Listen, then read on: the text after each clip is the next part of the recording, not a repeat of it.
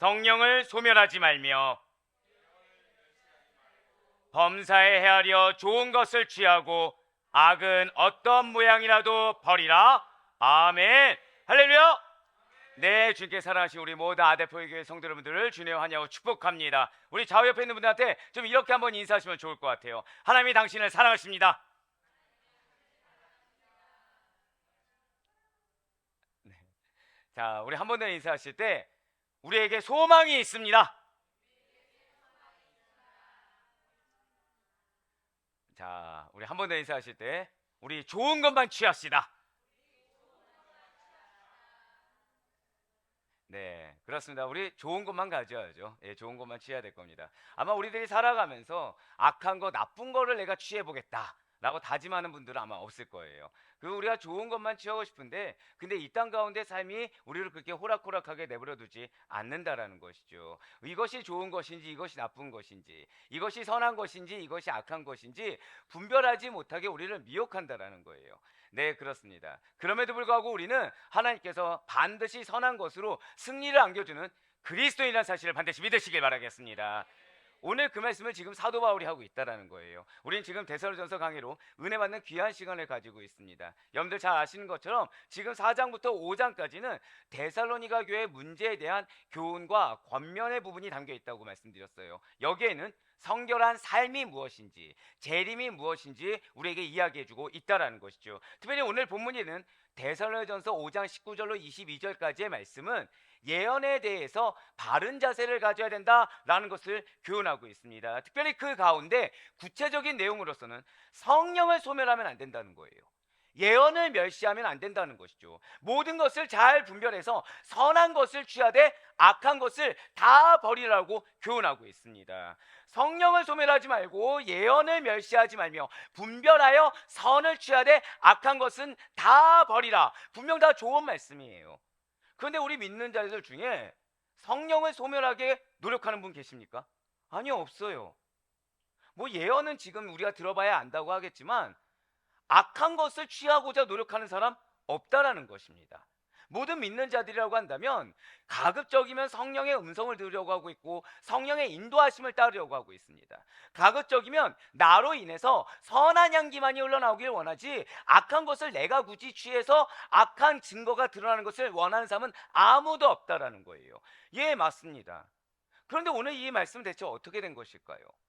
이러한 구체적인 실천 사항과 선한 것은 취해야 되고 악한 것은 버리는 이 구체적인 실천 사항과 그리고 예언에 대한 바른 자세라는 것이 대체 어떠한 관계가 있는 것입니까? 또한 오늘 본문에서 말하는 예언, 이 예언이라는 것이 과연 무엇을 말을 하고 있는 것입니까? 먼저 오늘 본문인 데살로니가전서 5장 19절과 20절 말씀 한번 같이 보도록 하시겠습니다. 성령을 소멸하지 말며 예언을 멸시하지 말고. 아멘. 이 본문에서 지금 말하고 있는 예언이 무엇을 말씀하는 것 같나요? 이렇게 미래를 막 이렇게 예지하는 거? 아니면 막 이게 점치듯이 무당이 행하는 것처럼 독심술처럼 사람의 마음을 막 얘기하는 거? 여기서의 예언은 우리가 잘 아는 것처럼 미래에 일어날 사건을 앞서 말하는 것을 가리키고 있지 않습니다. 자, 여러분들 양육받고 계시죠? 여러분들 말씀 듣고 계시죠? 감사해요. 한 명이 아멘 해줬네요. 네. 네. 아멘으로 하래네요. 네. 자, 하나님께로부터 받은 말씀. 하나님이 우리 성도님들에게 그리고 믿는 자들에게 또한 믿지 않는 자들에게도 하나님이 예정하신 그러한 자들에게도 하나님께로부터 받은 말씀을 전하는 행위. 예언이 무엇이라고요? 저따가 고백하실게요. 말씀을 전하는 행위. 네, 이것이 예언이라는 거예요.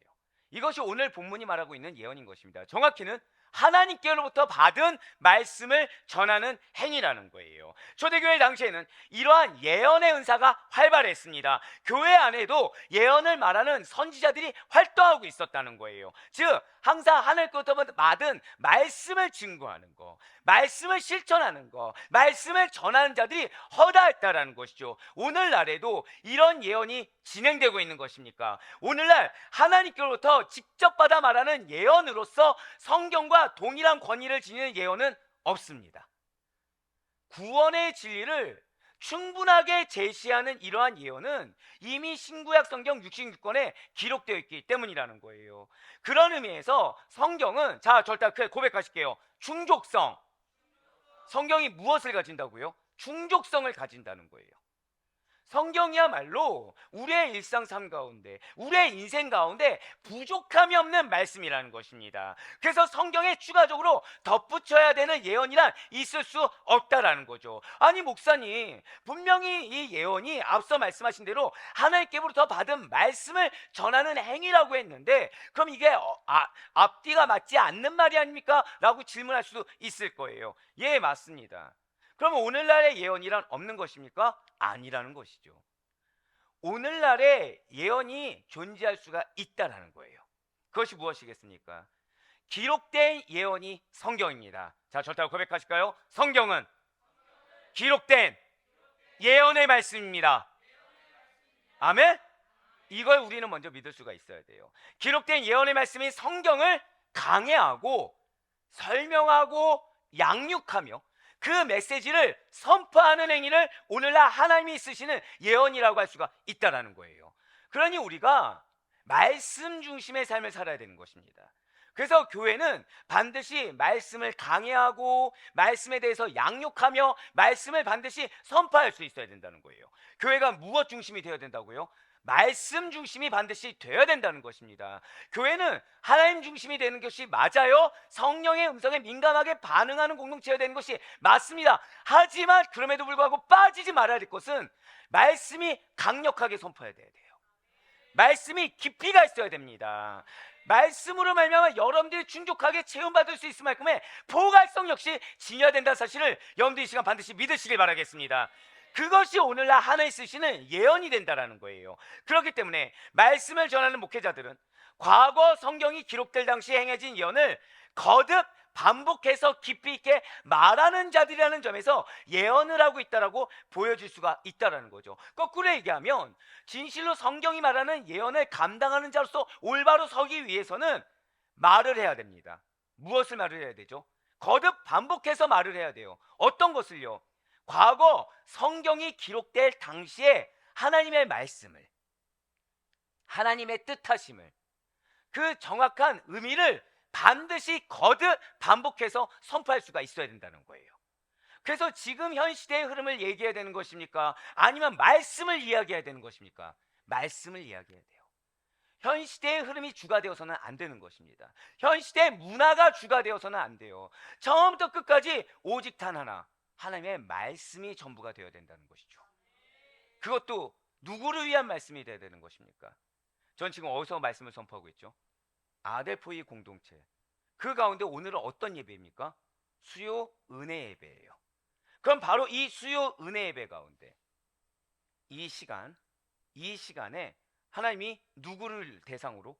아델포이 교회에 오시는 성도님들 대상으로 그분들을 위해서 기도하는 가운데 하나님이 주시는 메시지, 그 가운데 과거에 하나님께서 이 말씀을 왜 주셨는지에 대해서 오늘날 우리에게 어떻게 적용하길 원하시는지 절대 고백하실게요. 하나님의 뜻, 그것을 선포해야 된다는 거예요. 따라서 이러한 목회자들은 성경을 반드시 올바로 강의해야 됩니다.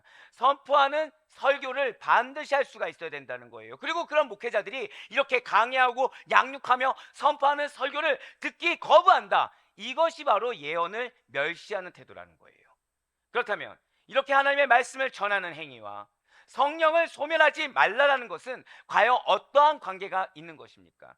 성령을 소멸하지 말라라는 것을 원어로 깊이 있게 보면은 성령에 피어오르는 불꽃을 사그라들게 하지 말라라는 거예요.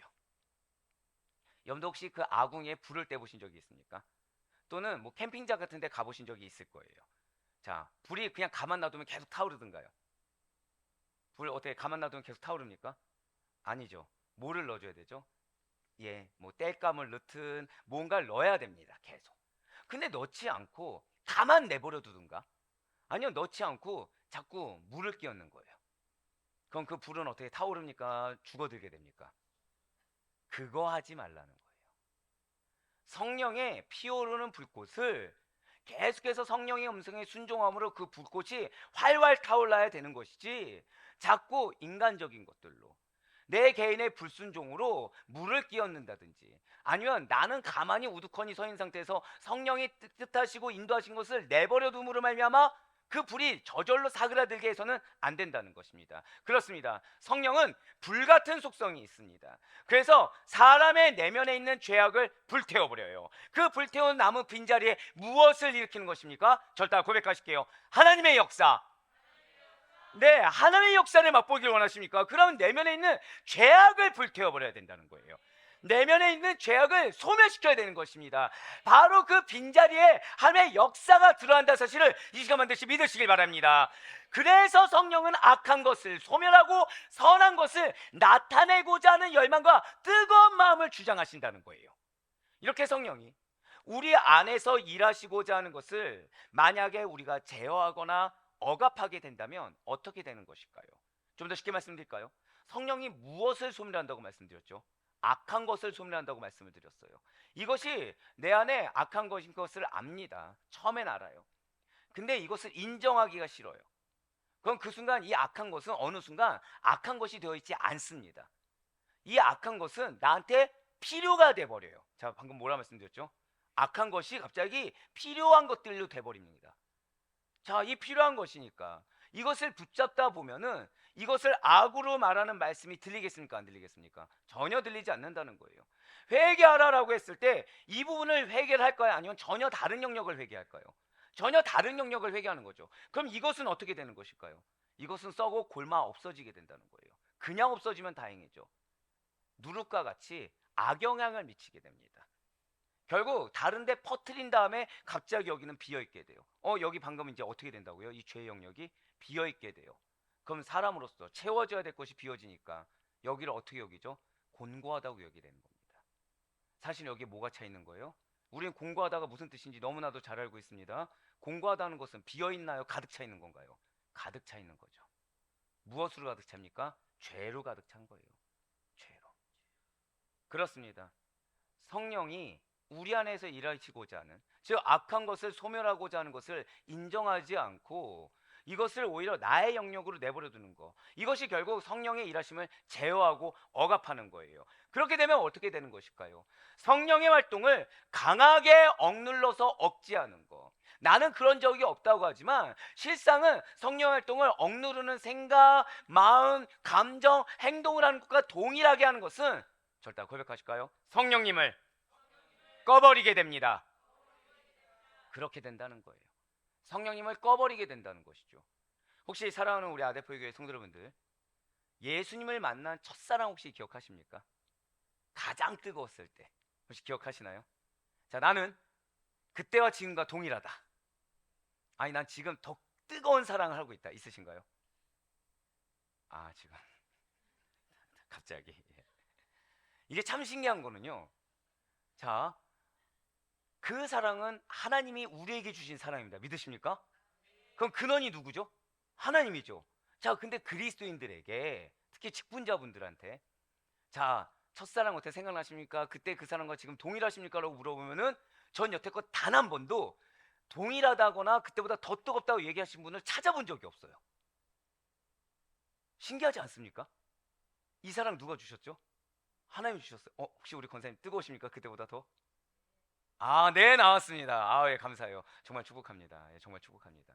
사실 근데 이것이, 이 권사님의 모습이 특별한 것이 아니라 이게 당연한 거라는 거예요. 이게. 근데 신기한 거는, 자, 이제 100명이면 99명이 돼버렸네요. 자, 100의 99는, 예, 자, 말씀을 커트하고, 100의 99는 대다수가 첫사랑보다 지금이 좀 덜하다라고 고백을 한다는 거죠. 왜일까요? 하나님의 사랑인데 왜 내가 지금 더 뜨겁지 못하고 오히려 더 활활 타오르지 못하고 이전보다 무언가 못하다고 여겨지거나 이전보다 무언가 좀 차가워졌다, 좀 식었다, 이런 표현을 우리가 쓰게 되는 것입니까? 그때는 어땠죠? 예수가 전부예요. 말씀이 전부입니다. 찬양 가운데, 기도 가운데 항상 뜨거운 눈물을 흘리던 우리였어요. 누가 옆에서 무슨 말을 하든 무슨 행동을 하든 이건 중요하지가 않습니다. 왜죠? 그 공동체 가운데 나와 하나님만이 존재하는 거예요. 그러니까 옆에서 누가 나한테 얘기하냐, 이건 중요하지 않아요. 상처 됩니까 안 됩니까? 전혀 되지 않아요. 말 건 걸로 족합니다. 함께 해준 걸로 족합니다. 오히려 날 혼자 두는 것도 오히려 또 감사해요. 왜죠? 예수님과 신실하게 만나니까. 항상 마음 가운데 뭐가 있죠? 기쁨이 흘러넘치는 거예요.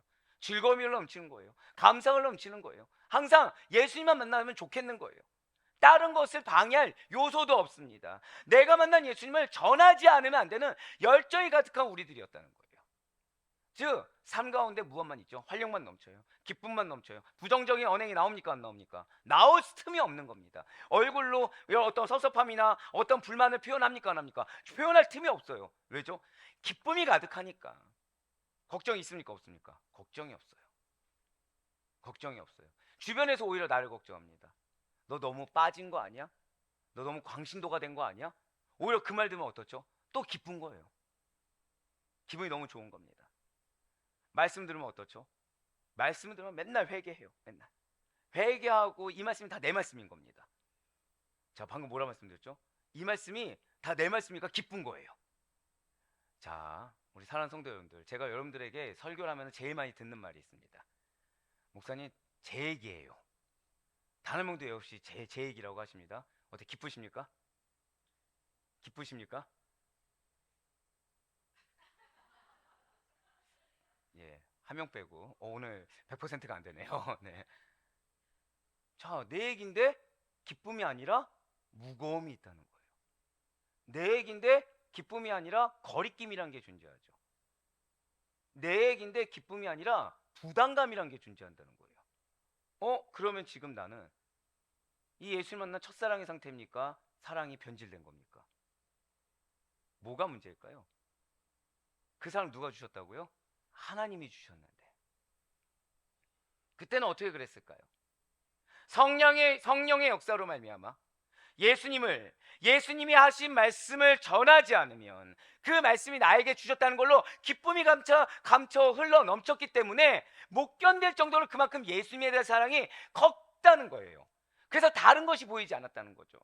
하나님이 나에게 말씀하신 그 자체로 만족하고, 그 하나님을 만나는 게 전부가 되고, 내가 지금 어떤 위치냐, 내가 어떤 상태냐, 그리고 나에게 어떤 말씀이냐가 중요하지 않다라는 거예요.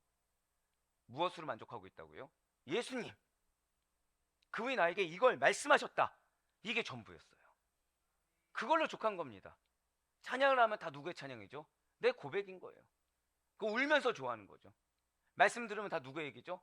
다 내 얘기예요. 울면서 좋아하는 겁니다. 기쁜 거예요.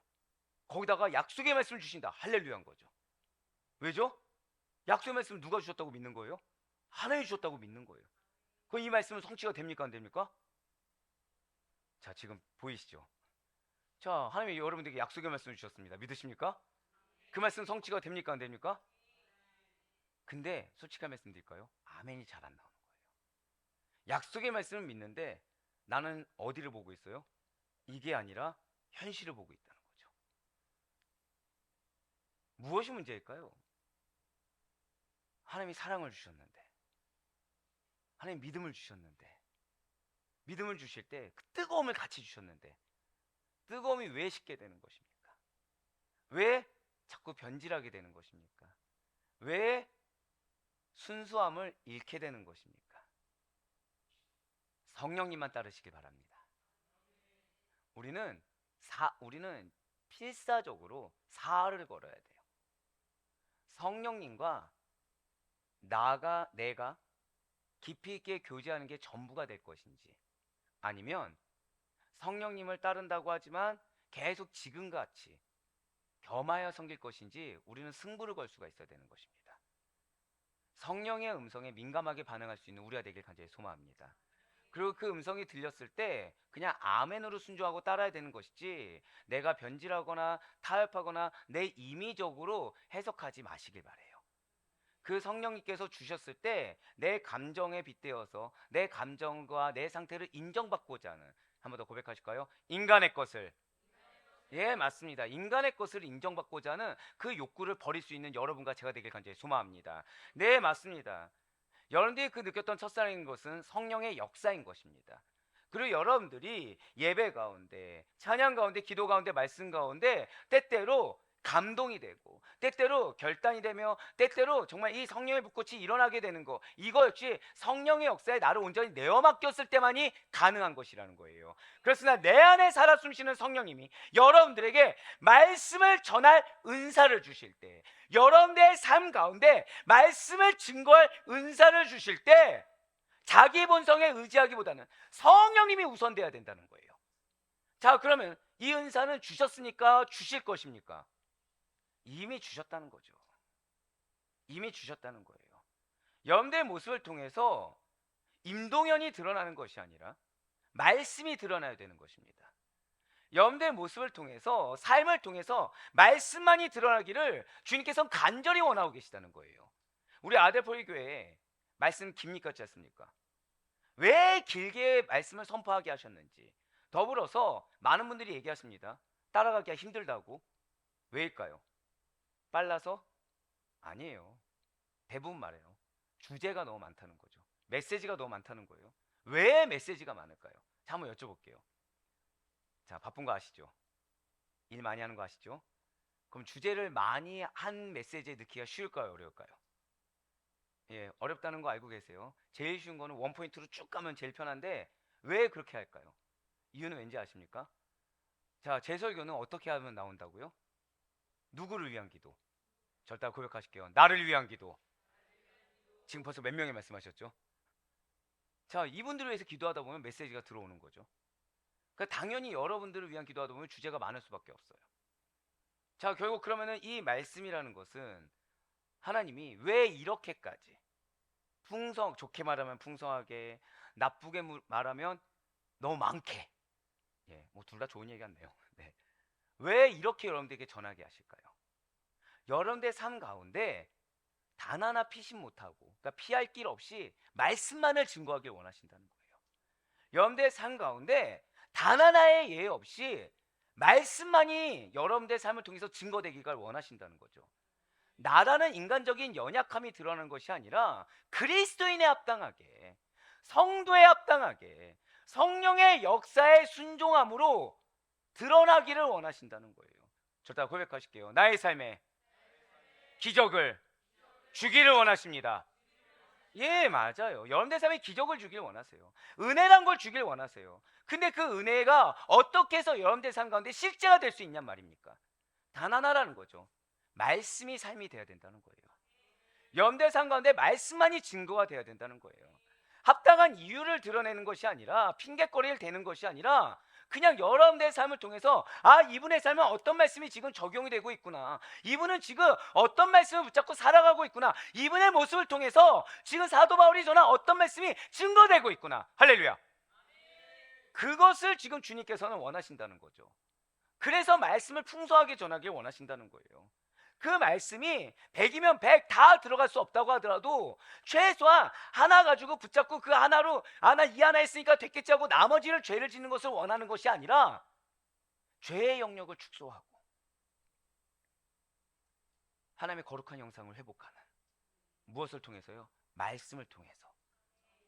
그 하나님의 뜻하심이 있다라는 거예요. 네, 맞습니다. 그것이 이미 성령님이 우리에게 주신 말씀을 전할 은사, 그래서 나의 본성을 의지하지 않고 성령님이 우선된 자들만이 할 수 있는 말씀을 전하는 은사를 이미 주셨음을 반드시 믿으시길 바라겠습니다. 그래서 여러분들이 이 말씀이 들리는 거예요. 그 말씀 가운데, 그 허다한 말씀 가운데 하나씩은 꼭, 어떤 분은 몇 개씩 꼭 나를 향한 메시지하고 들리는 거죠. 왜요? 성령님이 역사하셨기 때문에. 성령님이 역사하지 않으시면 여러분들 이렇게 오랜 시간 앉아서 말씀을 들을 수도 없고, 설령 들었다고 하더라도 말씀이 남지가 않습니다. 근데 중요한 거는 말씀이 남아있다는 거예요. 내가 뛰어나서 남는 게 아닙니다. 내가 오랜 신앙생활에서 남는 게 아니에요. 내가 성경의 지식이 풍성해서가 아닙니다. 저 따라 고백하실까요? 성령의 역사. 자, 지금 여러분들 마음 가운데 말씀이 남는 것이 무엇이라고요? 성령의 역사라고 말씀드렸어요. 그러면은 그 남는 것을 전할 사명, 이건 누가 주신 걸까요? 하나님이 주신 거고 성령님이 주셨다는 거예요. 그건 그 말씀을 내 삶 가운데 실천하지 않는 거, 적용하지 않는 거, 그것이 무엇입니까? 성령을 제어하는 거예요. 성령을 억압하는 것입니다. 성령님이 우선 되셔야 됩니다. 말씀을 전할 은사를 주셨기 때문에 성령님이 우선되어 말씀만을 증거해야 됩니다. 내 말을 하는 것도 아니고 세상의 말을 하는 것도 아니고 내 입장의 언어를 표현하는 것이 아니라 성령의 언어를 할 수 있는 우리가 되길 간절히 소망합니다. 말씀의 언어만이 드러날 수 있는 우리가 되길 간절히 소망합니다. 그것이 성령을 소멸하지 않는 거라는 거예요. 사랑하는 여러분들, 하나님께서는 이미 여러분들에게 예언의 말씀을 주셨어요. 그것은 다른 것이 아닙니다. 말씀을 주셨다는 것이죠. 하나님이 여러분들 삶 가운데 적용할 말씀을 주셨다는 거예요. 그 말씀을 붙들고 승리하라고, 그 말씀을 통해 열매를 맺었다고 이미 주셨다는 것입니다. 그 말씀을 내 것으로 하는 것, 이것이 성령의 역사를 경험하는 것이고, 이 말씀을 대면대면 흘려보내든지 내 것이 아닌 것처럼 지식으로 교만하게 남게 하는 것은 그것이 성령을 소멸하게 한다는 사실을 이 시간 반드시 놓치지 마시길 바라겠습니다. 그러면서 도대체 우리가 어떻게 할 때 우리 안에 계신 성령의 역사가 소멸하게 되는 것입니까? 앞서 말씀드린 여러 가지 사안들, 이것은 사실 단 하나로 말씀드릴 수가 있을 거예요. 그것은 바로 우리가 육체의 소욕을 따를 때라는 것이죠. 사도 바울은 이에 대해서 이미 이렇게 증거하였습니다. 갈라디아서 5장 17절의 말씀입니다. 육체의 소욕은 성령을 거스르고 성령은 육체를 거스르나니 이 둘이 서로 대적함으로 너희가 원하는 것을 하지 못하게 하려 함이니라. 아멘. 자, 육체의 소욕이라고 하면 많은 분들이 육신의 감정, 이 정도를 생각합니다. 근데 단순히 육신의 감정이 아니에요. 육체의 소욕이라는 것은 잘 기억하시길 바라요. 죄된 인간의 본성에서 기인한 욕심입니다. 육체의 소욕이 뭐라고요? 죄된 인간의 본성이 있어요. 본성에서 기인한 욕심이라는 거죠. 즉, 내 성향이 그것이 아님에도 불구하고 죄된 인간의 본성에서 나올 수가 있을까요, 없을까요? 있다라는 거예요. 그러니까 우리가 나를 과신해서는 안 됩니다. 나를 과신하지 말아야 될 것이 무엇이냐면, 아직 내 안에 죄된 본성이 있습니까, 없습니까? 아직 남아 있다는 거죠. 그러니까 왜 우리 여러분들 그런 거 경험할 때가 있죠. 어떤 말을 내뱉는데 내가 원래 이런 말을 하는 사람이 아닌데, 내가 원래 이걸 추구하는 사람이 아닌데 라고 느낄 때 있지 않습니까? 그게 뭐죠? 죄된 인간의 본성에서 나오는 거예요. 그 상황을 여러분들이 한번 잘 반추해 보면은 딱 하나입니다. 말씀이 전부가 되지 않아요. 인간의 감정, 하나님 말씀을 주시고 성령의 음성을 주시는데 내 생각 판단에 내가 매여 있을 때, 그때 나도 모르게 내 모습이 아닌 모습을 발견할 수도 있게 된다는 것입니다. 육체의 소욕이 무엇이라고요? 죄된 인간의 본성에서 기인한 욕심이라는 거예요. 하지만 성령의 소욕은 다른 것이 아니에요. 우리 안에 내주하시는 성령으로 말미암은 갈망 혹은 소원이라는 것이죠. 자, 성령의 소욕이 무엇이라고요? 저를 따라 고백하실게요. 갈망, 소원. 예, 맞습니다. 성령님으로 말미암은 갈망 혹은 소원이에요. 저는 여러분들을 위해서 기도할 때 이 부분이 제일 감사합니다. 여러분들을 향한 기업이 있습니다. 믿으십니까? 이 기업을 누가 가장 이루길 원하는지 아십니까? 성령님이 원하길 가장 원하신다는 거예요. 아이러니하지 않습니까? 내가 원해야 되는데 나보다 누가 더 원하신다고요? 성령님이 더 원하신다는 거예요. 성령님이 더 안타까워하고 성령님이 더 간절하다는 거죠. 그나마 이걸 두고 같이 한마음 뜻으로 중보하신 분들은 그래도 좀 괜찮아요. 근데 이런 분들이 있을 수도 있겠죠. 머리로는 기업이 있다는 걸 알아요. 머리로는 압니다. 자, 아멘 할까요, 안 할까요? 합니다. 기도할 때 그 기업을 두고 기도할까요? 기업을 두고 기도하지만 내 욕심을 두고 기도할까요? 내 욕심을 두고 기도하는 거예요. 현실로 돌아가면 그 기업을, 비전을 꿈꾸면서 이렇게 현실의 삶 가운데 하나님의 뜻하심을 분별할까요? 아니면 현실의 삶에 매여 있을까요? 기업과 전혀 상관없는 삶을 산다는 거예요. 하나님이 약속하신 그 말씀과 전혀 상관없는 그냥 현실의 내 삶의 매일 삶을 살아가고 있다는 것이죠. 그것은 성령의 소욕이 아닙니다. 성령의 소욕을 따라 살아가는 삶이 아니라는 거예요. 그것은 결국 어떤 삶이죠? 육체의 소욕이라는 것입니다. 예, 맞습니다. 이 두 욕심과 갈망, 즉 육체의 소욕과 성령의 소욕이 조금도 타협할 기미가 없이 첨예하게 대립하고 있다는 거예요. 그래서 어떤 표현을 쓰냐면 마치 한 수레를 서로 다른 방향으로 이끄는 두 마리 소와 같이 우리가 육체의 소욕을 따르면 성령의 소원은 어떻게 됩니까? 성령의 소원, 이 갈망이라는 것은 소멸하게 돼요. 반대로 성령의 소원을 우리가 따라서 현실의 눈에는 이것이 절대 불가능하고 현실의 눈에는 나와 상관없는 것 같다고 하더라도 성령께서 소망을 주시고 소원을 주시며 비전을 주셨을 때 이 말씀을 따라가게 되면은 아이러니하게 육체의 소욕은 소멸하게 된다는 거죠. 결국 이것이 무엇이죠? 있는 자는 더 있게 된다는 것입니다.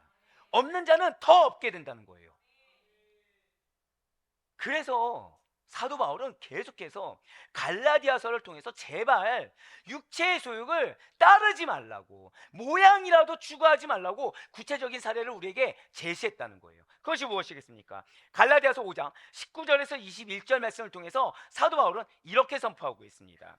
육체의 일은 분명하니 곧 음행과 더러운 것과 호색과 우상숭배와 주술과 원수 맺는 것과 분쟁과 시기와 분냄과 당지는 것과 분열함과 이단과 투기와 술취함과 방탕함과 또 그와 같은 것들이라. 전에 너희에게 경계한 것 같이 경계하노니 이런 일을 하는 자들은, 자 마지막 뭐라고 되어 있죠? 하나님의 나라를 유업으로 받지 못할 것이요. 사랑하는 여러분들, 기업이 있습니다. 믿으십니까? 기업이 무엇이죠? 하나님의 나라예요. 여러분들을 통해 성령의 역사가 어떻게 일어나게 될 것인지 증거가 된다는 사실을 반드시 믿으시길 바랍니다. 여러분들 통해 여러분들이 속한 공동체가 무엇이 되는 거예요? 하나님의 나라인 거예요. 그런데 이걸 받지 못하는 구체적인 육체의 소욕의 사례가 지금 등장했다는 거죠. 자, 그것이 무엇이겠습니까? 붉은색으로 표현한 19절부터 한번 보도록 하실게요. 음행입니다. 더러운 거예요. 호색입니다. 우상숭배예요. 술수를 맺는 거, 원수 맺고 분쟁합니다. 시기 질투를 해요. 분냅니다. 당을 지어요. 이렇게 분리를 해요. 이단을 추구합니다. 투기합니다. 술 취합니다. 방탕합니다. 이 중에 이 말씀 가운데 혹시라도 내 마음 가운데 어려움을 주는 단어가 있다. 감사하셔야 돼요. 정말 감사하셔야 됩니다. 이 단어들 중에 내 마음 가운데 거북스러운 단어가 있다. 정말 감사하셔야 됩니다. 왜죠? 성령님이 여러분들을 유기하지 않았다는 증거예요. 성령님이 그거 두고 회개 기도하라는 증거입니다. 그럴 때 이게 부담감이 되고 이게 나한테 거북스러워서 이거를 감추기 위해서 난 아니야 라고 해버리시면 안 됩니다. 빨리 인정하고 이거를 고백해야 돼요. 자, 그것이 무엇이죠? 성령의 소원을 이루는 지름길인 거예요. 그것이 하나님 나라를 유업으로 받는 지름길인 것입니다. 모른 척해서는 안 된다는 것이죠. 이러한 행위를 하는 자들은 육체의 소욕을 따르는 자들이며 결국 그들에게서 성령이 소멸되게 된다는 거예요. 그러니까 나는 이것이 인간으로서 저지를 수 있는 연약함이라고 치부할 수 있겠지만 결국 이것의 종말은 무엇이라고요? 성령을 소멸하게 한다는 것이죠. 하지만 성령님께서는 그런 일이 발생되는 것을 원치 않으신다는 거예요. 그래서 우리 마음 가운데 찔림이라는 걸 주는 겁니다. 그래서 우리 마음 가운데 거북함이라는 걸 주는 거예요. 그래서 우리 마음 가운데 이것이 나에게 부담이 되고 쓴 메시지가 들리게 하는 것입니다. 할렐루야. 이것이 은혜인 줄 믿으시길 바라요. 세상 사람들한테 이 얘기를 하면 세상 사람들 듣겠습니까? 안 듣겠습니까? 안 들어요. 다 나와 상관없다고 생각합니다. 나머지 얘기 뭐 하다못해 분냄 들으면 뭐라 생각하죠? 뭐 사람이 화를 어떻게 안 내? 이러면서 넘어가 버린다는 거예요. 근데 우리는 그런 자들이 아닙니다. 우리는 성령님께서 늘 항상 여러분들의 삶 가운데 민감하게 소통하시고 민감하게 반응하는, 자, 저 따라 고백하실게요. 나는 성령의 사람입니다. 아멘? 네, 우리가 인정해야 될 것은 바로 성령님께서 주시는 그 뜻하심, 그 역사를 인정할 수가 있어야 돼요. 성령의 역사 다른 것이 아닙니다. 말씀에 반응하는 거예요. 하나님의 말씀에 반응하게 내 마음을 주장하시는 거예요. 이럴 때 사단은 그 말씀에 반응하는 감정에 집중하게 합니다. 제가 방금 뭐라 말씀드렸죠? 말씀에 반응하는 감정에 집중하게 한다는 거예요. 근데 이 감정을 따르면 육체의 소욕을 따르게 되는 겁니다. 근데 이 말씀에 반응한 그 자체로 하나님의 음성에 순종하면 성령의 소욕을 따르게 돼요. 성령의 소망, 성령의 갈망을 따르게 된다는 거죠. 자, 제가 방금 성령의 소망, 성령의 갈망이라고 했습니다. 이 끝이 무엇이라고요? 하나님의 나라라는 거예요. 육체의 소욕을 따르면 성령이 소멸돼서 나에게 약속된 기업도 없고 오히려 멸망의 길로 가게 되는데, 성령의 갈망을 따르게 되면 나한테 반드시 무엇이 주어진다고요? 하나님의 나라가 주어진다는 것입니다.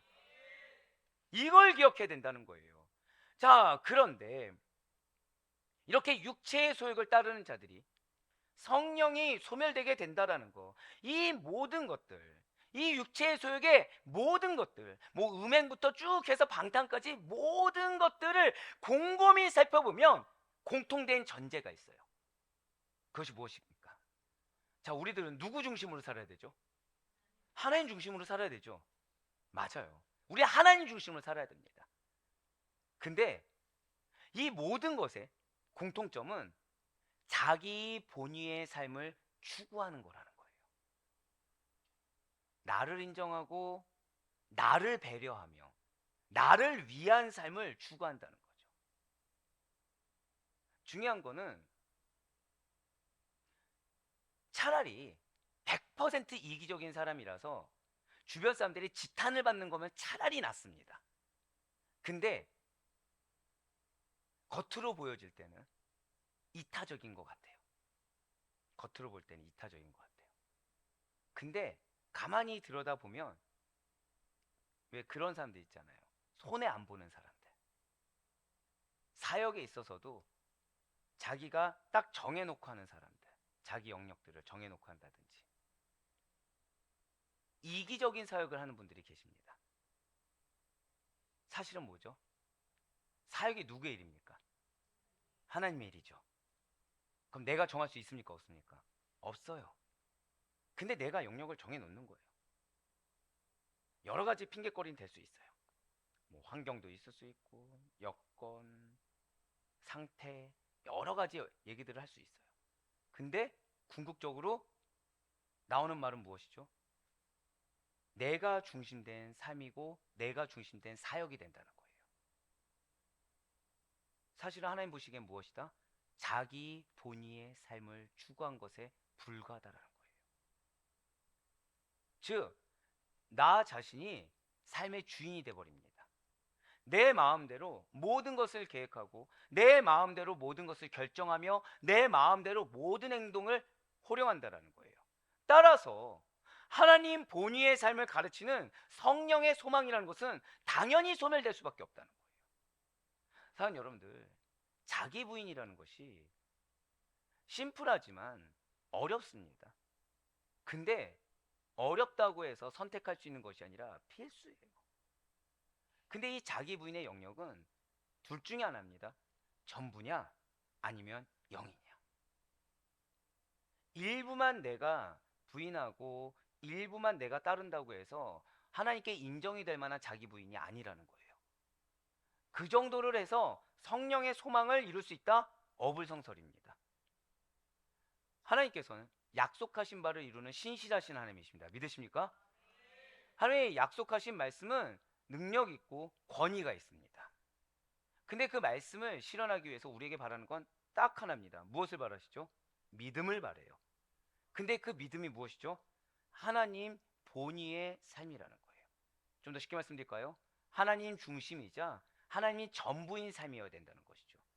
내 생각, 내 계획과 다르다고 하더라도 작은 영역 하나까지도 다 누구의 영역으로 드려야 되는 거예요? 하나님의 영역으로 드려야 되는 거예요. 그렇지 아니한다고 한다면 성령의 소망이라는 거 소멸될 수밖에 없습니다. 아니 목사님, 근데 이 땅 가운데 사명이 또 우리의 공동체 가운데 있지 않습니까? 근데 이것이 부딪힐 때가 있지 않습니까? 이때는 어떻게 합니까? 제가 항상 드린 말씀 있죠. 무엇이 중요하다? 마음이 중요해요. 더불어 의지가 중요합니다. 정말로 왜 뭐 예를 들면 예를 들면 못날 환경이 있고 이 삶 가운데서 책임을 다해야 되는 삶의 환경이 있어요. 근데 아마 여러분들 잘 아실 거예요. 제가 그럴 때 어딜 가라고 말씀드렸죠? 그럼에도 불구하고 교회 나오라고 한 적이 한 번이라도 있습니까? 없어요. 왜죠? 여러분들 가정, 여러분들 사업장 누가 주셨습니까? 하나님 주신 하나님의 사명지거든요. 근데 중요한 거는 이것을 당연시해서 마음 편하게 일을 하는 사람과 예배 중심의 마음을 가져서 갈망을 가진 자들의 차이가 존재한다는 거죠. 그래서 이곳이 하나님의 사명지라는 가지고 믿음을 가지고서 하는 것과 아니면 그냥 잡을 위해서 돈벌이를 위해서 하는 열심은 차이가 있다는 거예요. 예, 맞습니다. 우리가 육적인 욕심이나 세상적인 것들을 탐하게 되면 성령의 불이라는 것은 활활 타오르지 못하게 될 거예요. 하지만 어떠한 경우에라도 성령의 인도하심에 우리가 순종하여 따르기만 한다고 한다면 우리에게는 반드시 성령의 불이 타오르는 풍성한 결실을 맺게 된다는 사실을 의심하지 마시길 바라겠습니다. 분명히 우리에게는 그래서 좋은 본이 있다라는 거예요. 예레미야 선지자를 한번 생각해 보시길 바랍니다. 예레미야 선지자는 성령을 소멸하지 않고 성령이 주신 음성에 순종하는 본을 우리에게 보였어요. 왜 예레미야 선지자일까요? 예레미야 선지자는, 여러분들 예레미야 선지자면 뭐가 생각나시죠? 눈물의 선지자예요. 자, 왜 눈물을 흘렸는지 한번 생각해 보신 적 있습니까? 예레미야 선지자의 사역하면 뭐가 생각나십니까? 눈물 말고. 네, 예, 눈물빼니 또 다시 우리에게 팝송이 흘러넘치는군요. 예레미야 선지자는 다른 거 하지 않았어요. 말씀만 전했습니다. 환경 봤습니까? 안 봤습니까? 환경 보지 않아요. 사람 봅니까? 안 봅니까? 사람 보지 않아요. 말씀만 전합니다. 그런데 중요한 것이 있죠. 말씀을 전할 때 돕는 사람 있습니까? 없습니까? 없어요. 계속되는 박해가 있습니다. 지금 이렇게 생각하시면 돼요. 그 여러분들이 이제 결단하고 말씀만 붙잡고 살길 원합니다. 그래서 하나님이 가라 한 사명지에 딱 갔어요. 그 사역지에 갔어요. 사역을 하는데 뭐만 있는 거예요? 박해만 있는 거예요. 외로움을 느낄 정도로 박해만 있는 겁니다. 누구처럼요? 예레미야 선지자처럼 외로움을 느낄 정도로 박해만 있는 거예요. 돕는 자 있습니까? 없습니까? 아무도 없어요. 홀로 감당합니다. 근데 중요한 거는 선지자직을 수행하는데, 자, 예레미야 선지자 성과 있습니까? 없습니까? 성과 없습니다. 혹시 여러분들 예레미야서 보면서 예레미야의 어떤 성과를 보신 적이 있습니까? 없어요. 자, 하나님이 가라고 한 사명지를 갔어요. 동역자 있습니까? 없습니까? 동역자 없어요. 도움 주는 사람 아무도 없어요.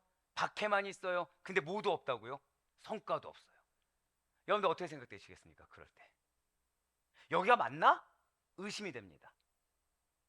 여기가 정말 하나님 보내신 곳 맞나? 의심이 된다는 거예요.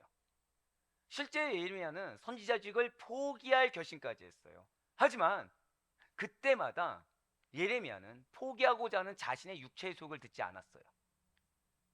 그때마다 강한 성령의 역사를 느끼며 다시금 하나님의 말씀하시고자 하는 그 사명을 감당했다는 거예요. 사랑하는 여러분들, 우리는 결과를 봐서는 안 됩니다. 지금 내가 느끼고 겪는 걸 봐서는 안 됩니다. 지금 여러분들이 하나님의 사명을 감당하는 데 있어서 예레미야와 같이 외로울 수 있어요. 예레미야와 같이 돕는 손길 하나도 없을 수 있어요. 아니, 차라리 원래 없었으면 다행인데 왜 그런 경우 있잖아요. 원래 내 편이던 사람이 갑자기 내 편도 아닌 거예요. 갑자기. 그러니까 더 외로워지는 거죠. 그럴 수 있습니다. 더 외로워질 수 있어요. 근데 성과 있어요? 없어요? 성과도 없는 거예요. 이게 맞나? 틀리나? 그래도 믿음으로 보려고 하는데 변화의 기미 보입니까? 안 보입니까? 하나도 안 보여요. 하나도 안 보여요. 근데 그럴 때 성령의 음성을 들으시길 바래요. 내 의심의 소리, 감정의 소리, 섭섭함, 서운함, 불안감의 소리를 듣는 것이 아니라 무엇을 들으라? 절대 고백하실게요. 반드시 성령의 음성을 들어야 합니다. 그래야 돼요. 그래야 돼요. 반드시 성령의 음성을 들어야 됩니다.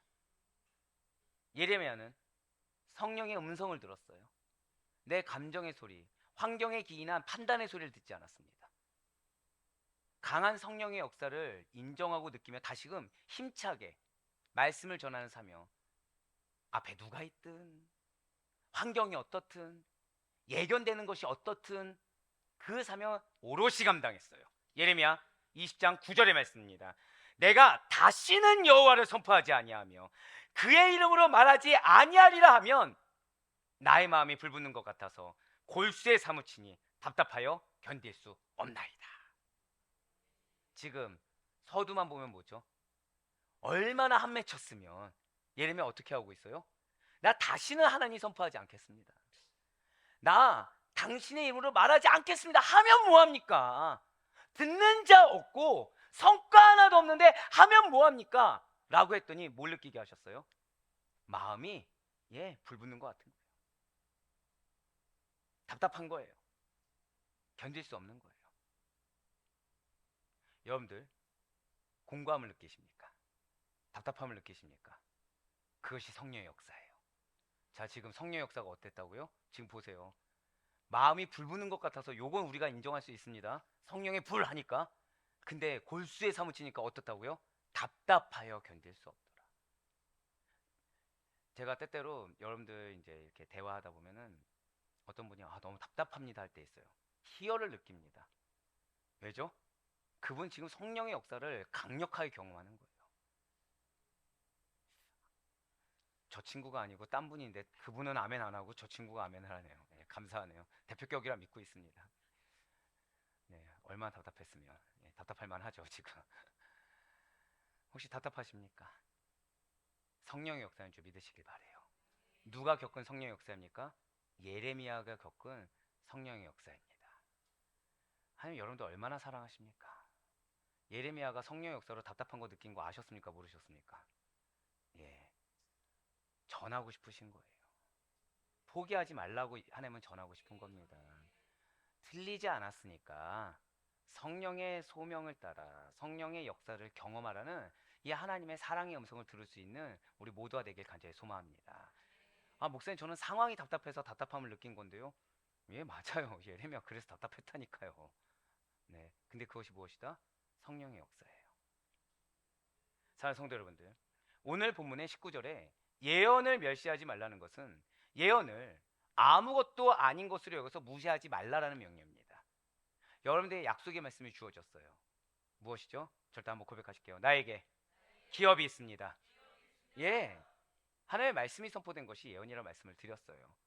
그것을 아무것도 아닌 것처럼 여기서 무시해서는 안 됩니다. 여러분들의 삶의 중심이 돼야 돼요.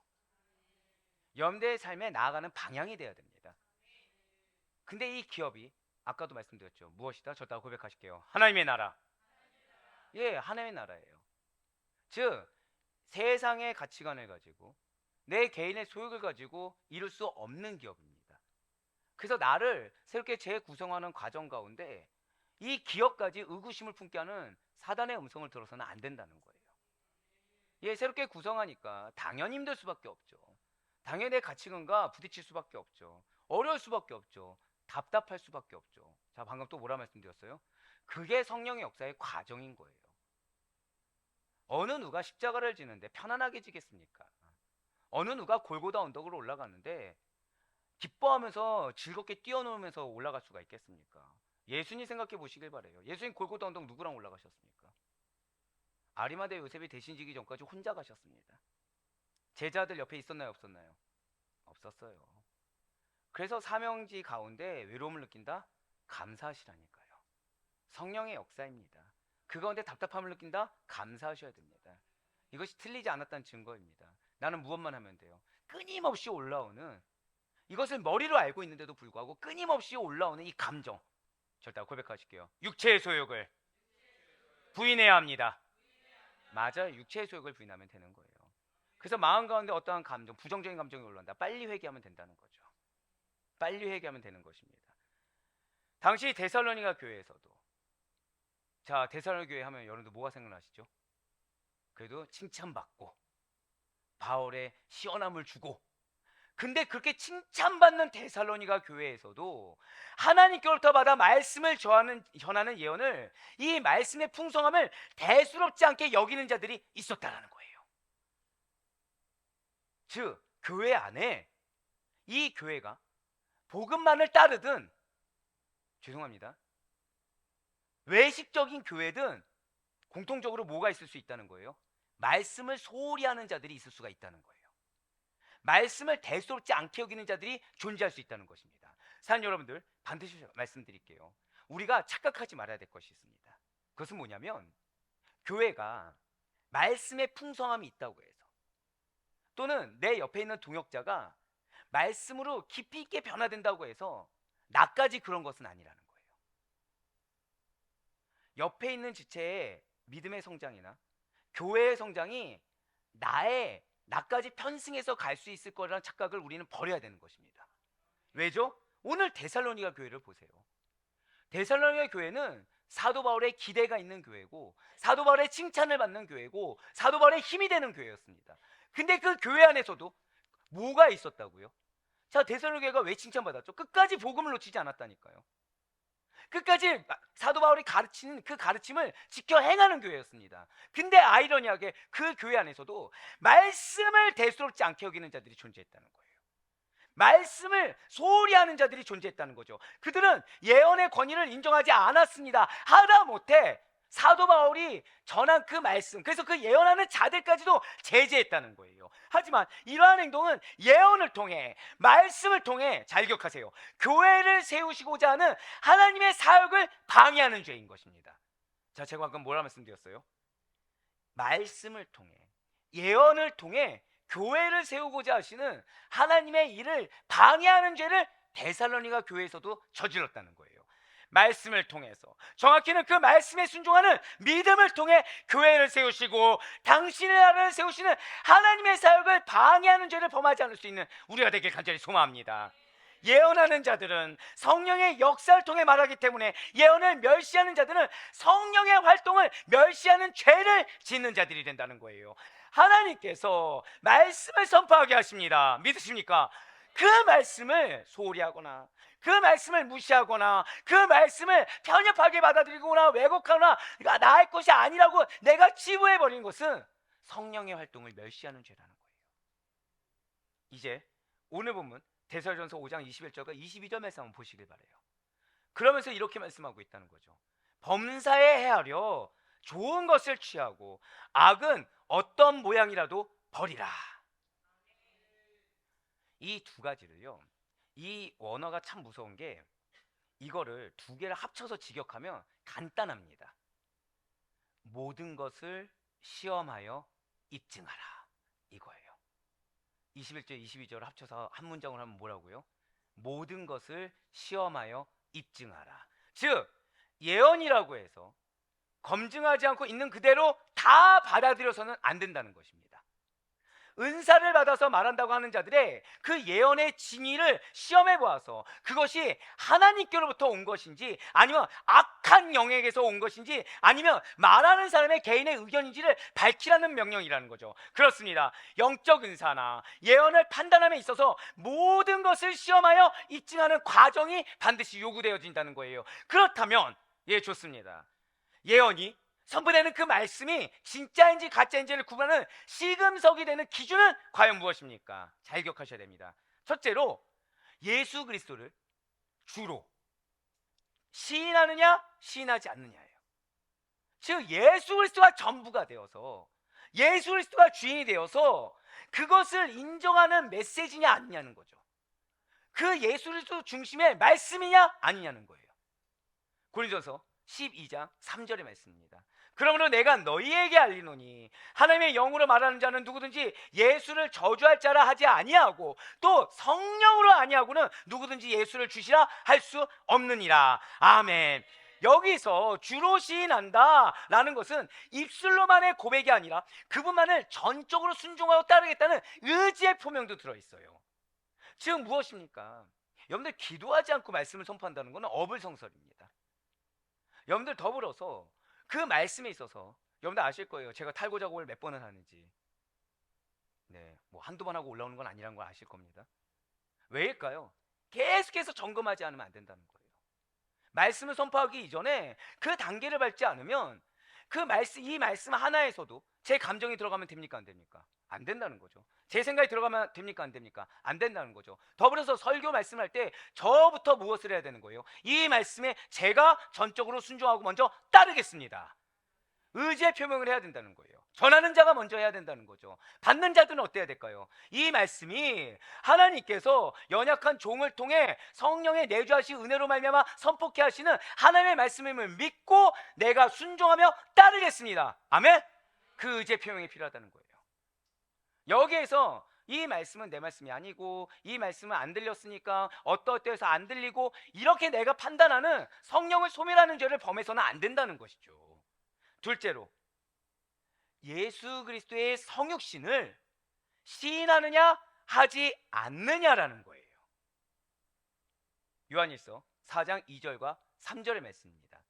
이로써 너희가 하나님의 영을 알지니 곧 예수 그리스도께서 육체로 오신 것을 시인하는 영마다 하나님께 속한 것이요 예수를 시인하지 아니하는 영마다 하나님께 속한 것이 아니니 이것이 곧 적 그리스도의 영이니라. 오리라 한 말을 너희가 들었거니와 지금 벌써 세상에 있느니라. 아멘. 간단히 말씀드릴까요? 복음이 선포돼야 돼요.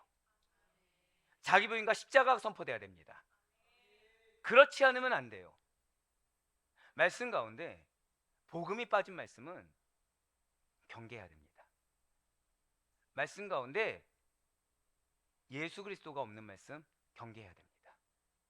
당시에는 예수 그리스도가 육체가 아닌 영으로만 임했다라고 하는 가연설이 나돌고 있었습니다.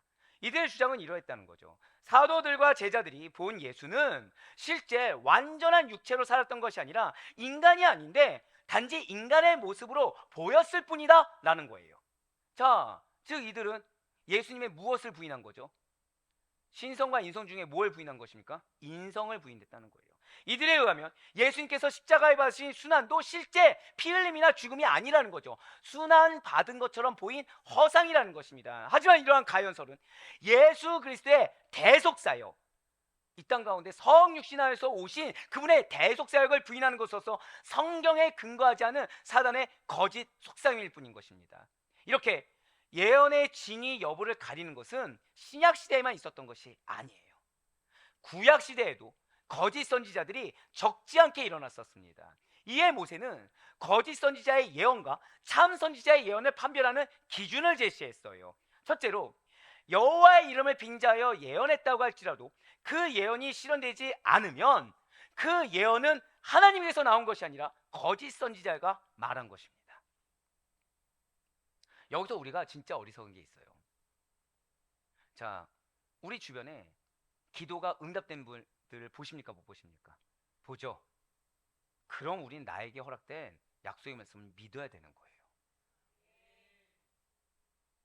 근데 이 사람은 이 사람이고 나는 다르다고 생각을 하잖아요. 이것이 무엇이죠? 내가 분별하지 못하고 있다는 증거입니다. 이것이 지금 내가 성령의 음성을 듣는 것이 아니라 내 육체의 소욕을 따르고 있다는 증거고, 나는 지금 그 과정을 통해서 나는 믿음이 없다고 생각하지 않았지만 그 순간마다 뭐 하고 있는 거예요? 성령을 지금 계속 소멸시키고 있다는 것이죠. 둘째로, 비록 예언이나 이적이 그 말대로 성취된다고 할지라도 그 예언한 자가 성도들로 하여금 하나님에 대한 신앙에서 떠나게 하는 자라고 한다면 그 선지자는 거짓 선지자입니다. 즉 하나님이 아니라 사람을 보게 하고 하나님이 아니라 건물을 보게 한다, 이러면 안 된다는 거죠. 끝까지 하나님만 모셔야 돼요. 끝까지 예수님만 모셔야 되는 것입니다. 다른 것이 없어요. 근데 중요한 것은 거꾸로, 그러면 거짓 선지자가 아니라 참 선지자가 전한 말씀이라고 한다면 어떻게 해야 될까요? 절대적으로 믿고 따라야 된다는 거예요. 절대적으로 믿고 그걸 붙들어야 된다는 것이죠. 이렇게 예언에 대해서는 반드시 입증되는 과정이 요구되는데, 만일 그 예언이 진짜면 어떻게 된다고요? 저따가 고백하실게요. 반드시 순종하겠습니다. 그 의지의 결단이 필요하다는 사실을 여러분들 반드시 놓치지 마시길 바라겠습니다. 또한 21절 말씀도 다시 한번 더 보시길 바라요. 지금 21절 말씀 다시 한번 더 보시면 붉은색으로 표현된 좋은 것을 취하고 라고 나와 있어요. 이것이 무엇이냐? 정확히 말씀드릴게요. 절대 고백하실게요. 나는 좋은 것을 반드시 굳게 붙잡겠습니다. 예, 이거예요. 방금 말씀하신 거. 방금 말씀하신 거예요. 언어를 직역하면 뭐라고요? 너는 좋은 것을 반드시 굳게 붙잡아라, 이거예요.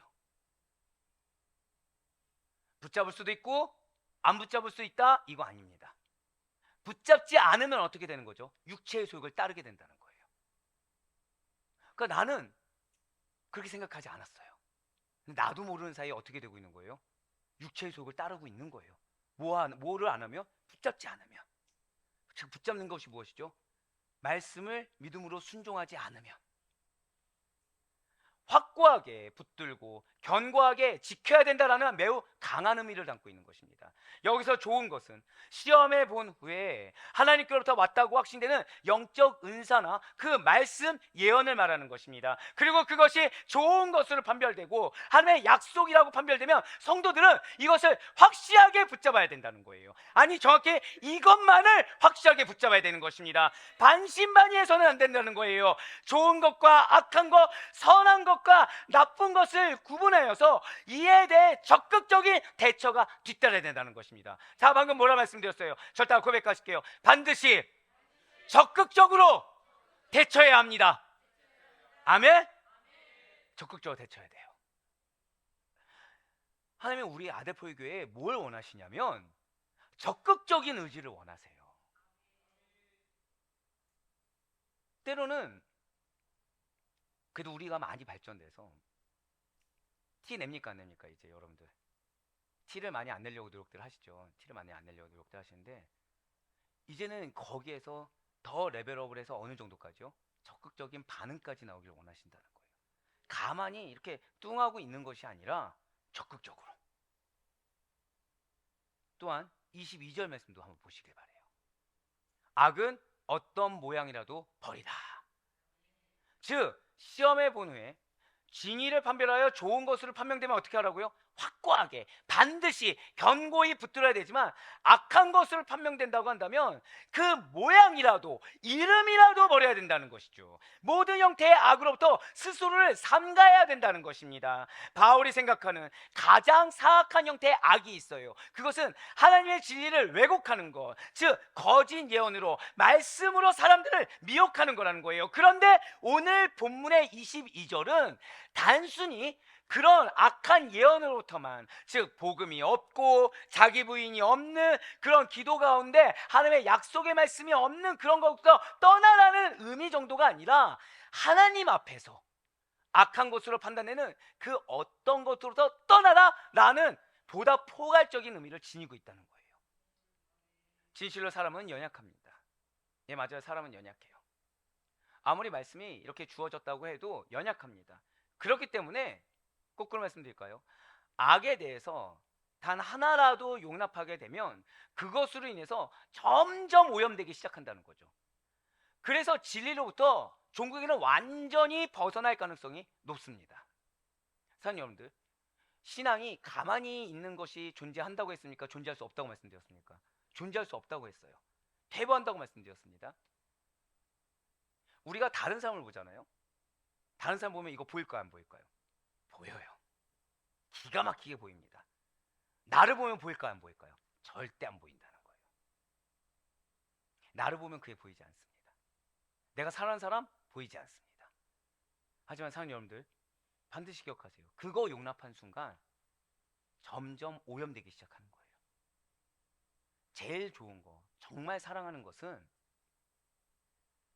있는 그대로 받아들이는 거예요. 있는 그대로 받아들이고 버려야 되는 것입니다. 적은 누룩이 온 덩어리에 급속히 퍼지는 것처럼 잘못 받아들인 거짓 예언 또는 용납해버린 악이라는 것은 성도 개인의 심령은 물론이요, 모든 공동체 전체를, 교회 전체를 급속하게 오염시켜야 된다는 거죠. 그렇기 때문에 악은 모양이라도 그 이름이라도 버려야 된다는 것입니다. 이러한 사실을 볼 때 22절의 명령이 사실은 두려운 저주의 메시지가 아니에요. 이거는 위로의 메시지입니다. 악한 것으로부터 성도를 철저하게 보호하며 완전하게 구원으로 이끌기 위한 방법이 된다는 거예요. 자, 악은 어떤 모양으로도 버리는 거, 즉 성도님들에게 피할 곳이 없게 만드는 거 있지 않습니까? 예, 말씀을 통해서 피할 곳이 없게, 그냥 악이 다 드러나게 하는 거, 이것이 무엇이라고요? 완전하게 구원으로 이끄는 방법이 된다는 거예요. 당연히 목회자가 그런 선포를 하고 그렇게 권면을, 좋게 말해서 권면이지만 경책을 하게 되면 마음이 어렵죠. 힘들죠. 근데 그것이 인간적으로는 그럴 수 있겠지만 영적으로는 어떻다고요? 완전하게 구원을 이끄는 방법이 된다는 거예요. 참된 축복의 메시지가 된다는 것이죠. 흔히 우리는 성경이 모든 문제의 해답이라는 말을 하곤 합니다. 믿으십니까? 여러분들 정말 성경이 모든 문제의 해답이라고 믿으십니까? 그렇다면 여러분들 살아오시니까 성경이 여러분들의 삶에 막 세부적인 지침까지도 다 알려주시던가요? 아쉽게도 주님의 말씀인 성경은 오늘날 우리 성도님들이 살아가야 할 삶의 모든 세부적인 지침들까지 제시해 주지는 않아요. 단지 성경은 대개의 경우 삶의 큰 원리만을 제시해 줄 뿐입니다. 물론 기도의 깊이가 있는 분들은 성령의 내주하시는 은혜에 따라서 그 세밀한 인도하심을 받을 수도 있어요. 하지만 우리는 지금 이 말씀 가운데, 그럼 성경 가운데 어떻게 인도함을 받아야 된다는 거죠. 따라서 우리가 주님의 말씀에 비추어서 그 세부적인 지침에 대해서 알길 원한다고 한다면 어떠한 일이 주님의 일인지 아니면 사단의 미혹인지 분별할 때는 잘 기억하세요. 그것이 원리상 기독교인지 비기독교인지, 신본주의인지 아니면 인본주의인지를 구분해야 된다는 거예요. 성경이 비록 우리에게 세부적인 지침을 알려주지 않지만 그럼에도 불구하고 우리가 분별할 수 있는 것은 무엇이라고요? 내 앞에 놓인 상황이 두 가지입니다. 이것이 기독교적인 것인지 비기독교적인 것인지, 그리고 이것이 신본주의적인 것인지 인본주의적인 것인지, 그것을 우리는 최소한 분별할 수가 있다는 거예요. 그것만 봐도 이것이 인간의 일인지 성령의 일인지, 그것만 봐도 세상의 일인지 하나님의 일인지 분별할 수가 있다는 것이죠. 네, 그렇습니다. 그래서 우리는 단순히 성경을 문자적으로 이해하는데 그쳐서는 안 돼요. 지식적으로 아는데 그쳐서는 안 됩니다. 성경의 전체적인 큰 흐름과 세부적인 사항들에 대해서 깊은 이해를 할 수가 있어야 된다는 거예요. 양육을 왜 받습니까? 이 부분 때문이라는 거예요. 단편적으로 알아서 되는 부분이 아니기 때문에 깊이 있게 알아야 돼요. 말씀에 대해서 깊은 이해를 할 수가 있어야 됩니다. 그래야 할 때 우리는 하나님께서 여러분들에게 말씀하시는 삶의 원리가 무엇인지를 체득할 수 있게 되는 것입니다. 그럼으로써 우리의 구체적인 삶의 현장 속에서 어떠한 일이 주님의 일인지 분별할 수 있게 되는 영적 분별력을 얻게 될 수 있다는 사실을 반드시 믿으시길 바라요. 말씀을 깊이 있게 하셔야 됩니다. 말씀을 폭넓게 하셔야 됩니다. 그 가운데 여러분의 삶에 적용하여 깊은 이해로 받아들일 수가 있어야 되고 절대적으로 받아들일 수가 있어야 된다는 거예요.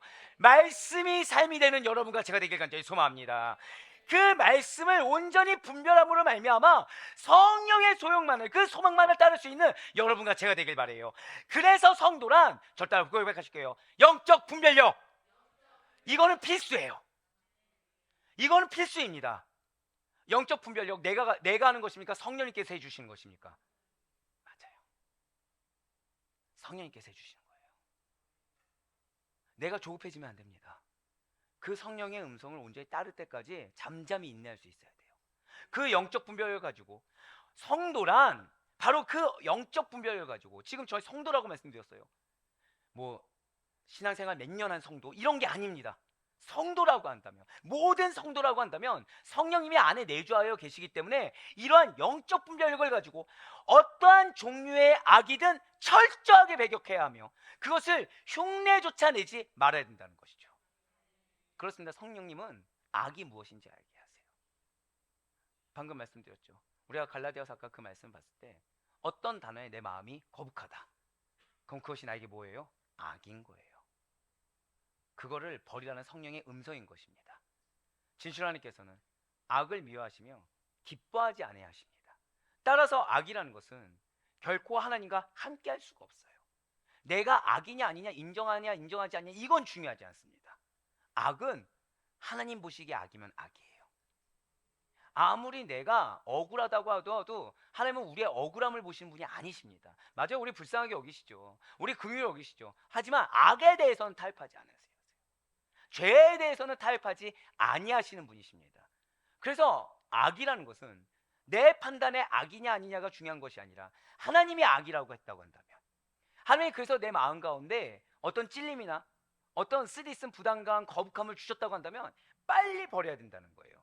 그래야 하나님과 소통하게 되고, 그래야 하나님의 은혜를 받으며, 그래야 하나님의 나라가 온전히 임하게 된다는 것입니다. 시편 5편 4절과 호세아 9장 9절의 말씀이 악은 결코 하나님과 함께 할 수 없음을 이렇게 얘기하고 있습니다. 주는 죄악을 기뻐하는 신이 아니시니 악이 주와 함께 머물지 못하며 그들은 기브아의 시대와 같이 심히 부패한지라 여호와께서 그 악을 기억하시고 그 죄를 벌하시리라. 아멘. 이 호세아 말씀 기억하셔야 돼요. 악을 어떻게 하신다고요? 기억하시고. 회개가 왜 중요한지 아십니까? 기억 안 하게 하시는 거예요. 그 참 아이러니하지 않습니까? 자, 여러분들 회개하는데 여러분들 뭐 지불하시죠? 회개하는데 뭐 지불하십니까? 아니에요. 지불 안 해요. 지불 안 합니다. 그냥 기도하면 되죠. 근데 기가 막힐 정도로 자, 회개하셔야 됩니다 하면 여러분들 마음이 어때지죠? 할렐루야가 아니라 마음이 어려워져요, 갑자기. 하나님이 기억할 악을 제거하는 지름길이고, 자, 이 빈자리 하나님 뭘로 채우셔요? 은혜로 채우시는데, 근데 이 회개의 메시지 앞에서 어떻게 하죠? 부담감을 느끼고 거북해 한다는 거예요. 불편해 한다는 거예요.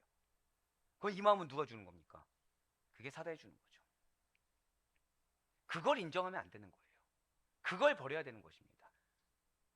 그거를 인정하면은 결국 하나님은 우리 안에 있는 그 악을 기억하게 되는 거예요.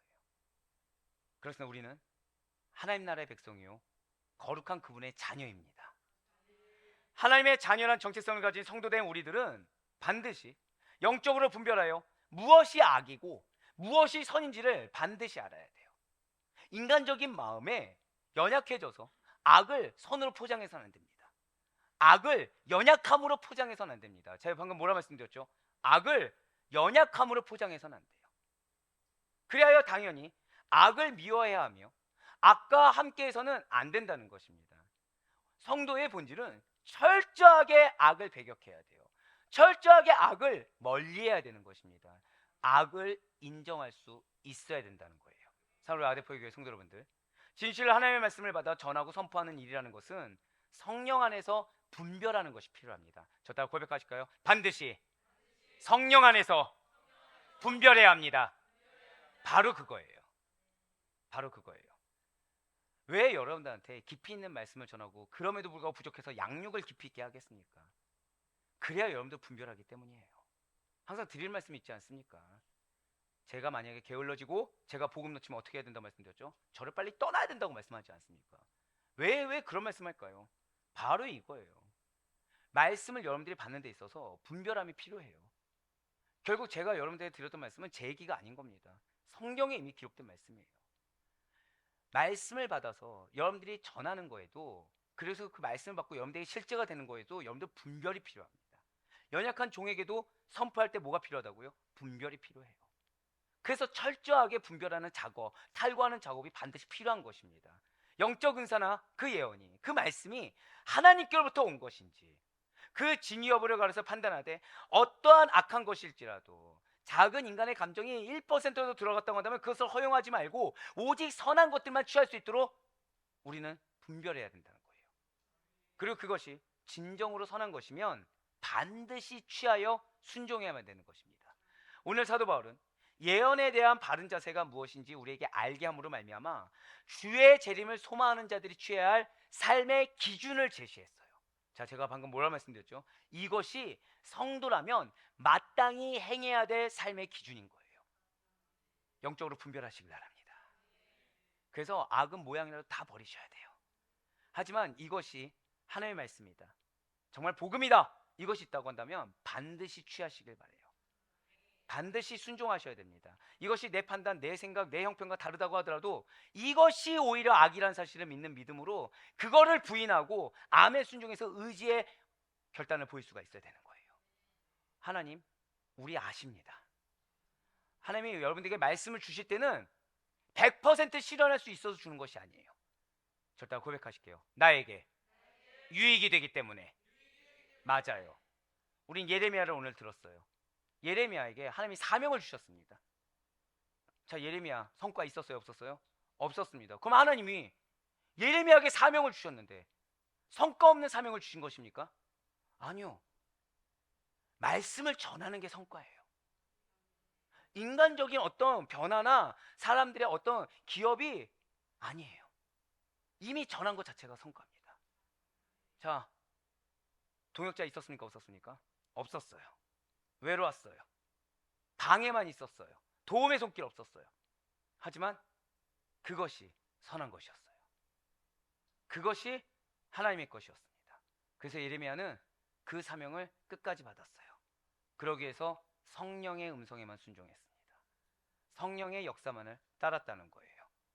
성령의 역사를 온전히 분별해서 인간의 감정에서는 답답함이 부정적인 것이고 버려야 되는 것이지만 성령의 역사 안에서는 이 답답함조차도 하나의 좋은 모티브가 되고 하나의 좋은 도구가 된다는 사실을 깨달았어요.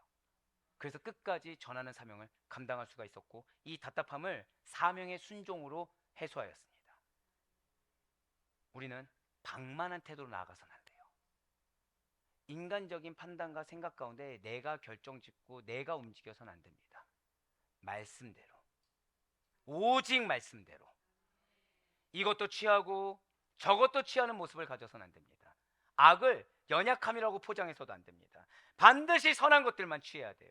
하나님의 말씀이 바르게 전해지는 온전하고 순적한 통로가 여러분과 저는 반드시 되어야 되는 것입니다. 그래 바랄 없기는 언제든지 어느 상황에서든지 성령님이 우선시 되는 가운데 영적으로 늘 항상 분별하셔서 모든 악에서 떠나 선을 행하고 화평을 구하는 자들이 다 되셔서 그래요 여러분들을 정결한 통로로 쓰기를 원하시는 하나님의 뜻이 하나님의 기쁨이 온전히 이루어지며 나아갈 수 있는 축복된 여러분과 제가 될 수 있기를 주님의 이름으로 간절히 축원합니다.